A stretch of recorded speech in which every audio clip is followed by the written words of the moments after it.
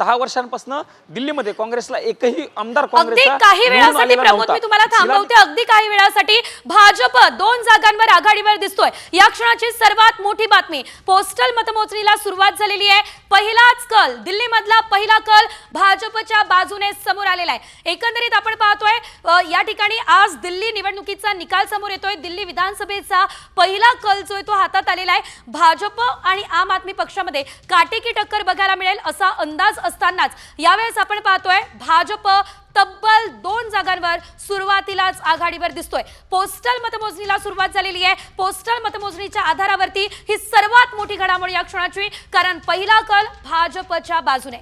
पुन्हा जाऊयात थेट आमचे प्रतिनिधी प्रमोद जगताप यांच्याकडे। प्रमोद, तुम्ही आपली सविस्तर माहिती देत होतात।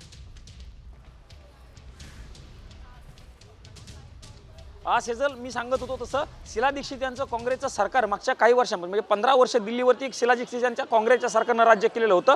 मात्र त्यानंतर सलग पुढचे 2 वेळा म्हणजे 2015ची निवडणूक असेल किंवा 20ची निवडणूक असेल, या दोनही निवडणुकीमध्ये काँग्रेसला खातं खोलता आलेलं नव्हतं। यावेळी काँग्रेस ताकदीनं निवडणुकीमध्ये उतरल्याचं आपल्याला बघायला मिळालं होतं। काँग्रेसचा प्रामुख्याने इथून मागे हा मुद्दा होता की भारतीय जनता पार्टीला थांबवण्यासाठी आम आदमी पक्ष प्रयत्न करत आहे। म्हणजे आम आदमी पक्षाकडे जो मतदार वळलेला होता तो मतदार बऱ्यापैकी काँग्रेसचा असल्याचं आपल्याला बघायला मिळत होतं। त्यामुळे काँग्रेस देखील ताकदीनं निवडणूक लढवत नव्हती। यावेळी काँग्रेस ताकदीनं निवडणूक लढवती। काँग्रेसचे जे नेते आहेत ते खाजगीत बोलताना सांगतात की साधारणतः 8 ते 9 जागांवरती आम्ही चांगली फाईट देऊ शकतो, कदाचित त्या 8 ते 9 जागा आम्ही जिंकू, अशा पद्धतीचे देखील अंदाज काँग्रेसचे नेते खाजगीत बोलताना व्यक्त करतात। बघावं